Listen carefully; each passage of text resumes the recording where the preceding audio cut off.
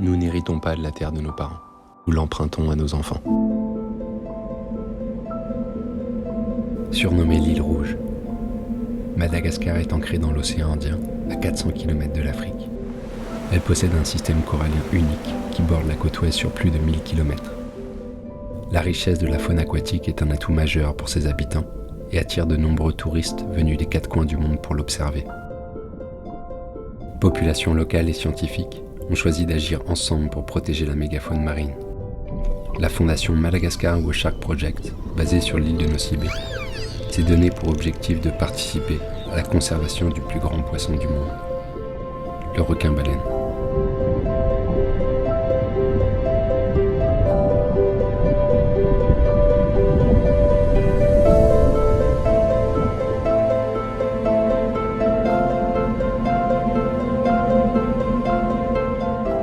Pour la première fois à Madagascar en 2011, après mon bachelier en biologie. Et j'ai vu un requin-baleine complètement par hasard ici à Nosy Be et ça m'a profondément bouleversée, je les ai trouvés magnifiques. Je m'étais rendu compte en fait, qu'il n'y avait aucune étude en cours ici à Nosy Be. Donc j'ai commencé à me renseigner, j'ai contacté des gens, j'ai eu beaucoup de retours négatifs parce que voilà, j'étais trop jeune, j'étais une femme, j'avais pas d'expérience. C'était pas très simple au début. J'ai contacté Simon Pierce, avec qui on travaille maintenant, qui travaille au Mozambique et en Tanzanie, qui était super intéressé de lancer un projet ici, au départ pour voir si c'était les requins-baleines du Mozambique qui avaient migré en fait. Le Madagascar Whale Shark Project, il a plusieurs buts. Le premier but, c'est de collecter des données scientifiques sur les requins-baleines, comme la taille de la population, la structure de la population, la distribution. On collecte aussi des données socio-économiques sur le requin-baleine pour essayer de montrer l'importance économique du tourisme autour du requin-baleine, donc combien d'argent ça apporte à Nosy Be. On utilise après ces données pour sensibiliser les communautés à l'importance du requin-baleine, donc à travers des programmes d'éducation dans les écoles notamment. Bon, explication. D'après Razambé, ce que c'est le requin-baleine. Et le Madagascar Whale Shark Project s'intéresse aussi à la sensibilisation auprès des opérateurs, donc tous les gens qui travaillent dans le tourisme ici à Nosy Be, afin d'assurer que les requins-baleines sont respectés lorsqu'ils sont en alimentation ici.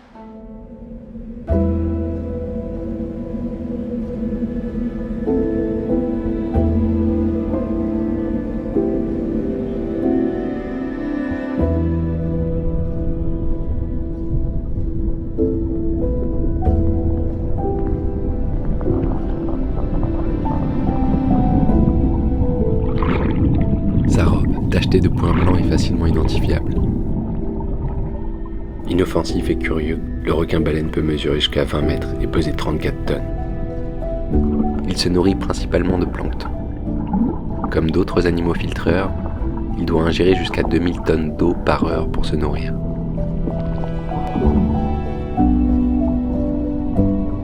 On a encore peu d'informations sur sa migration et sa reproduction. Une femelle peut mettre bas jusqu'à 300 petits. A priori, une seule fois au cours de sa vie, estimée entre 100 et 150 ans. Et bien qu'il puisse descendre à 2000 mètres de fond et qu'il soit au sommet de sa chaîne alimentaire, on peut facilement l'observer à la surface de l'eau lorsqu'il se nourrit. C'est à ce moment qu'il est le plus vulnérable à l'activité humaine.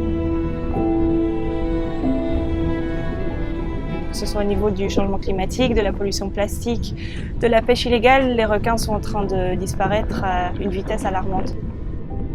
Il y a plusieurs dangers pour les requins-baleines ici à Nosy Be vu qu'ils s'alimentent en surface. Il y a des gros risques de collision avec les bateaux. 40% des requins-baleines ici à Nosy Be, ils ont des cicatrices. Des fois, ça peut leur être fatal. Ça, c'est un des gros dangers.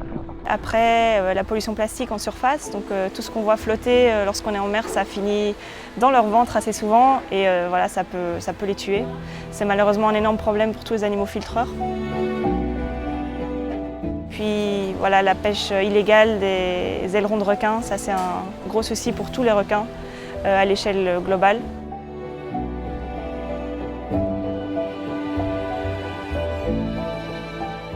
Après, il y a aussi le risque de capture accidentelle pour les requins-baleines dans les filets, notamment dans les filets des thoniers. Donc ça, malheureusement, vu qu'ils sont souvent associés avec des autres espèces de poissons comme les thons, ils finissent dans les filets un peu par erreur. Et le temps que les filets soient remontés, ils sont des fois morts. Donc ça, c'est un gros risque pour toutes les espèces de mégafaune.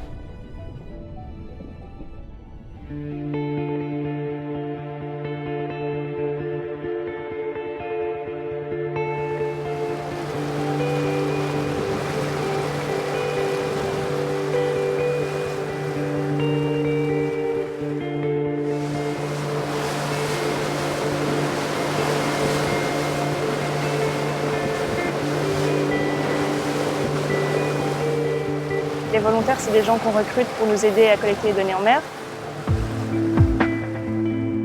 Ça nous permet d'agrandir en fait notre effort sur la zone. Et donc on collecte des fois 5 fois plus de données que si j'étais seule. Nous, notre but, c'est d'assister Stella, parce que c'est un travail assez fastidieux de réussir à prendre les identités gauche des requins-baleines qui sont ici.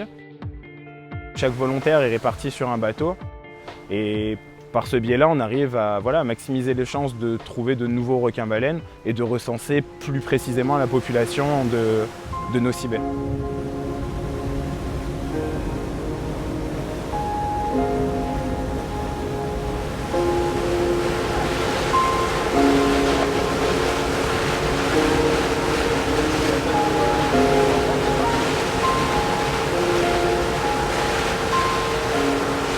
Quand on sort en mer sur les bateaux, on collecte différents types de données, des données GPS, donc c'est le trajet que vous faites durant la journée, et les waypoints, on appelle ça, donc c'est en fait les endroits où vous arrêtez. Quand on s'arrête, ça peut être une chasse, d'habitude dedans souvent il y a un requin-baleine, ça peut aussi être une autre espèce de mégafaune comme des dauphins ou des baleines. Ça c'est des points qu'on enregistre aussi.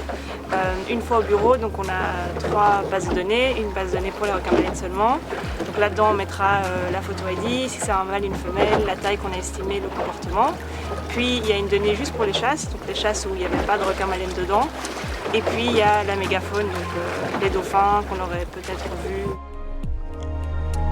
Donc là, il y a une chasse, il y a un requin-baleine. Donc on va se préparer pour se mettre à l'eau et l'objectif c'est vraiment de se placer côté gauche du requin pour pouvoir prendre la photo ID et ensuite aller voir le sexe.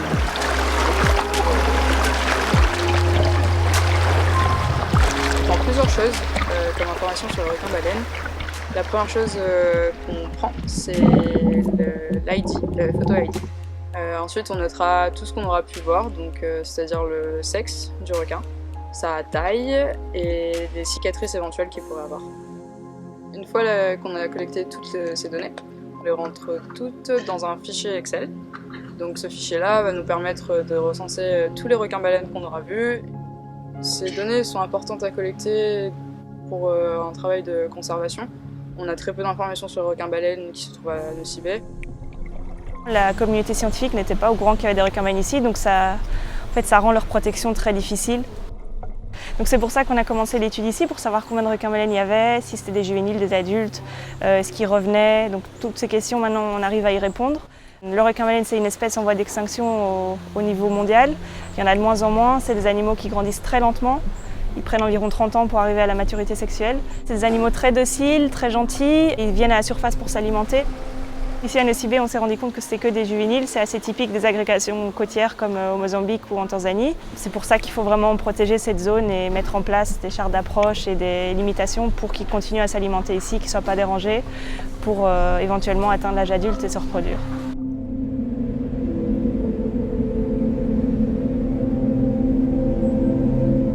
Au niveau global, tous les scientifiques qui étudient les requins-baleines, on collabore ensemble. Il y a des conférences tous les 3 ans, on collabore sur les photos ID. Il y a un logiciel en ligne qu'on utilise tous qui s'appelle Wild Book for Whale Sharks, qui est une base de données collaborative en fait, ouverte à tous.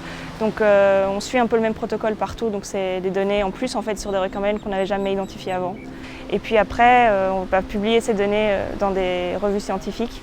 Donc on a publié notre première publication en 2018, ça a fait beaucoup de bruit, on a pu enfin mettre Madagascar sur la carte. Donc c'est une bonne nouvelle pour l'espèce qu'on se rende compte qu'il y a un nouvel spot pour eux.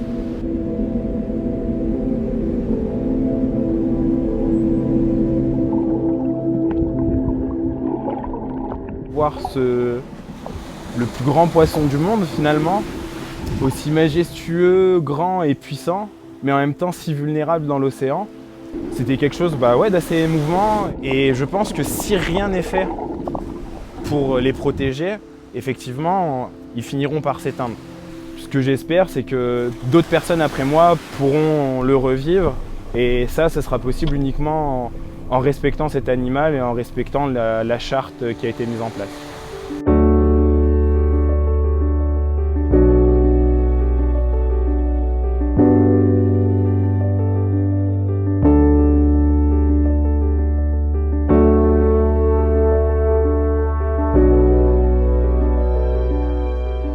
propose dans la charte, c'est des choses qui ont été testées au niveau scientifique ailleurs dans le monde, donc c'est des choses prouvées qui fonctionnent. C'est juste une série de suggestions à l'approche des requins-baleines.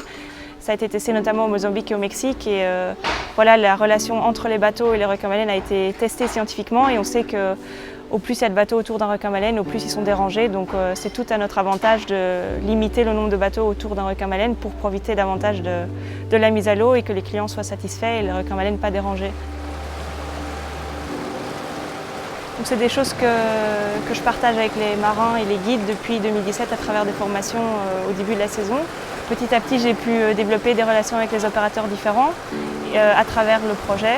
Et maintenant, chaque année, on a de plus en plus de gens qui viennent pour se former. Je m'appelle Léonce. Je vais faire le briefing maintenant. En ce moment, on est en pleine période du requin-baleine. C'est-à-dire que nous avons une forte chance pour le voir. Il y a des dauphins ici, il y a des remontas, il y a des remopula, mais ça dépend. C'est la nature qui décide, rien n'est garanti. On va chercher le requin-baleine, on va réparer à l'aide d'une chasse. En fait, les sternes, les bonites et le requin-baleine, ils ont la même nourriture. Ils mangent tous le petit alevin. C'est pour ça qu'on le cherche toujours dans une chasse. Alors, quand nous avons trouvé un requin-baleine, on va faire la mise à l'eau avec. Et ça se passe toujours sur les deux plateformes derrière le bateau. Et on attend l'ordre du capitaine Franck parce qu'il va mettre un point mort le moteur. Et ils disent allez-y, go. C'est lui seul qui va donner l'ordre pour se mettre à l'eau. Si le capitaine dit allez-y, go, il nous montre la direction de gauche-droite. Et là, on va glisser doucement dans l'eau. Il ne faut pas sauter parce que ça va faire fuir l'animal. Okay? C'est un animal sauvage. C'est à nous de respecter. Alors, quand on est dans l'eau avec les animaux, avec les requins-baleines, voilà une charte d'approche. Ok? Il y a 3 zones, en fait 2 zones. Cette zone-là, c'est pour les capitaines, pour les bateaux. Peut-être il y a un seul requin, il y a 2 ou 3 bateaux autour. Et ça, par bateau, partout. Cette zone-là, c'est pour nous, avec le requin-baleine. Le but, c'est qu'il ne faut pas toucher. Ok? Il ne faut pas toucher l'animal. Il faut garder une distance de 3 mètres autour de requin-baleine. Parfois, parce que le capitaine, il nous dépose devant l'animal. Ok? Et il suit toujours la chasse. Et il ne tourne pas, il suit toujours la chasse, mais c'est à ce moment-là, à nous de prendre une direction droite ou gauche. Ok? En ce moment, le requin-baleine est un peu familiarisé en ce moment. Donc, si nous avons se mettre à l'eau, comme ça, il tourne autour de nous. Mais en ce moment-là, il ne faut pas bouger. Rester comme ça, laisse-lui faire ce qu'il veut. Ok?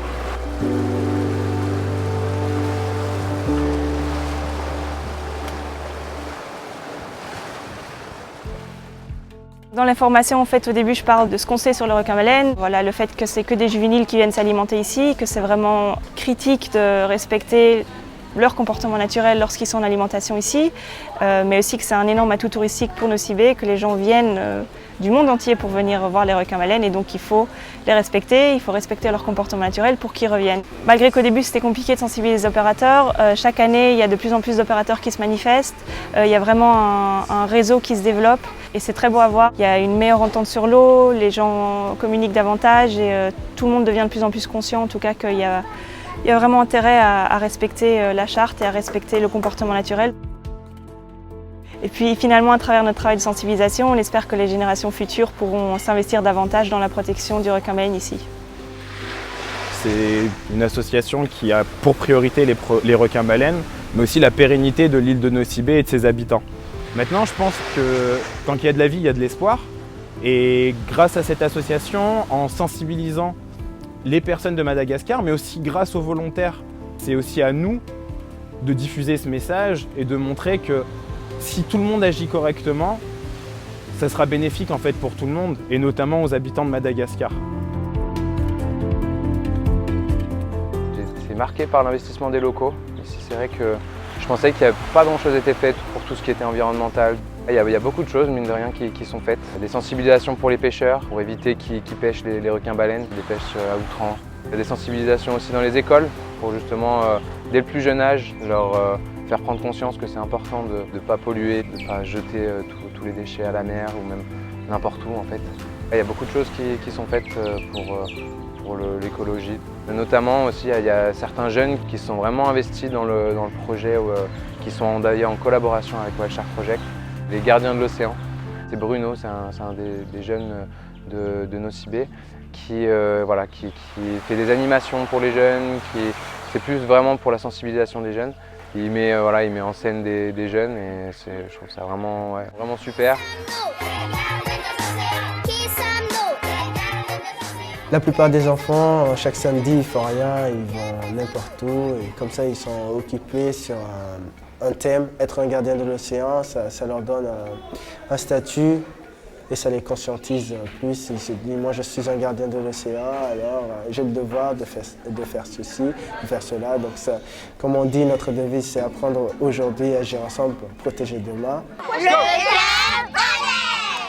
Les Gardiens de l'Océan, c'est une collaboration maintenant à Madagascar entre Madagascar Wild Shark Project et Madame Megafauna, une autre association locale.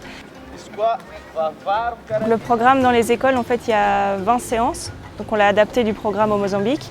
Au début, c'est sur les écosystèmes, sur l'importance de l'océan.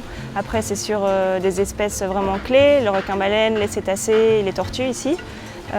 Et puis après, il y a toute une partie sur les menaces pour l'océan, les menaces pour ces espèces-là, et puis il y a des petites discussions sur comment est-ce qu'on peut les protéger. Vous savez pourquoi est-ce qu'on a ramassé les plastiques? Oui, pour protéger les animaux. Pour protéger les animaux dans l'eau. Pour protéger les animaux dans l'océan. Bon, en fait, on protège la plage, on protège l'eau, et on protège la mer, et on protège les animaux qui sont à l'intérieur.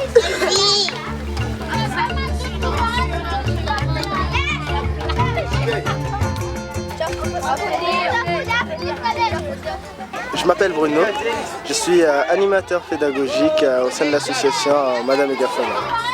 On est en train de ramasser des plastiques pour montrer aux enfants ensuite quels sont les dangers et quels sont les genres de plastique qu'on peut trouver sur la plage. La protection de l'environnement, en fait, pour tout dire, c'est notre richesse à nous.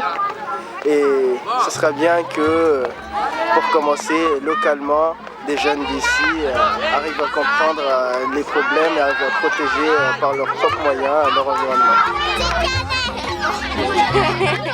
Ici, les gens ne sont pas assez conscientisés des dangers du plastique. On essaiera de sensibiliser plus les jeunes et viser tout le monde en fait d'arrêter ces mauvaises habitudes en dépendant des plastiques. Comme ça, au moins, on commence à préserver l'océan.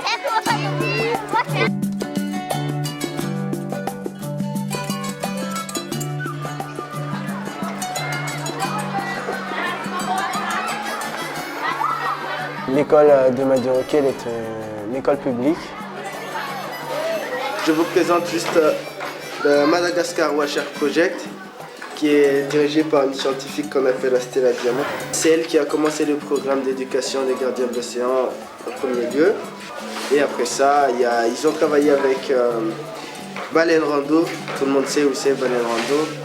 Et enfin, l'association Madame Megafauna a repris le cours de l'histoire et me voici avec Madame Megafauna.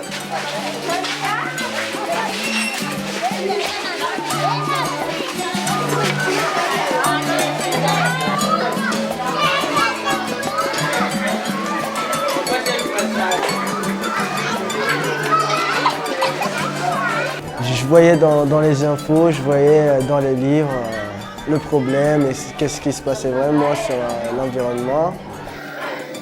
Mon travail, c'est une façon vraiment d'aider plein de gens, même si les gens ne sont pas vraiment trop conscients. Mais j'ai l'impression d'aider le monde à faire ce travail. Je donne des leçons pour que les enfants, les élèves sachent à quoi s'attendre sur l'environnement, c'est quoi les problèmes et tout.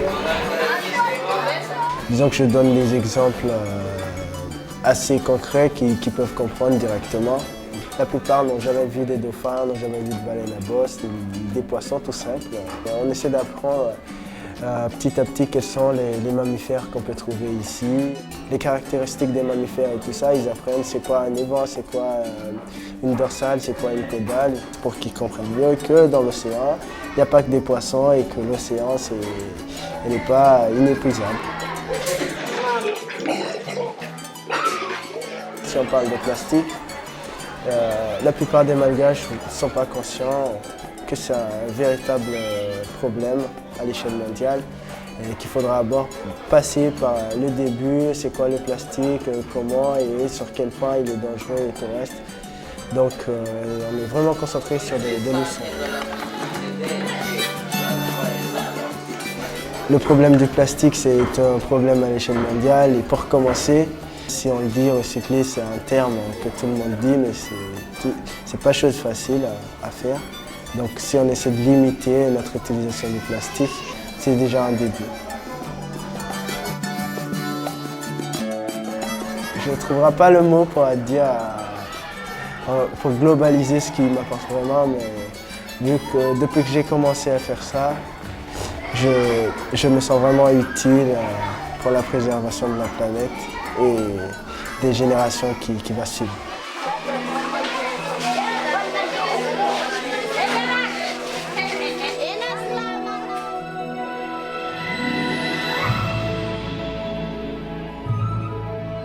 Je ressens le besoin de protéger la mer où j'ai grandi. C'est pas seulement la mer d'ici, mais aussi ce qui est dans la mer.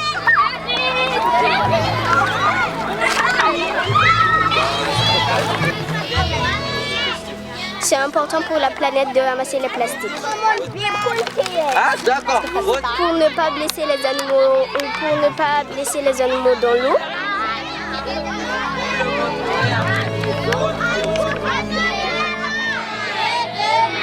Qui sommes-nous?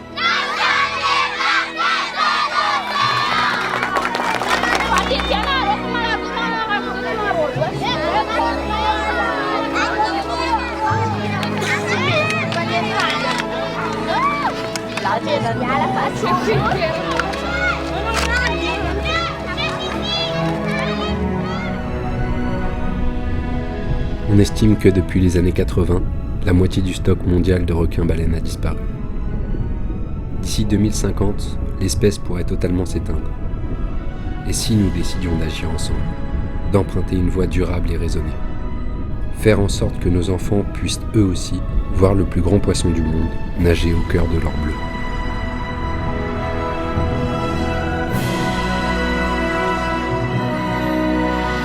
Ne doutez jamais qu'un petit groupe de citoyens engagés et réfléchis puisse changer le monde. En réalité, c'est toujours ce qui s'est passé.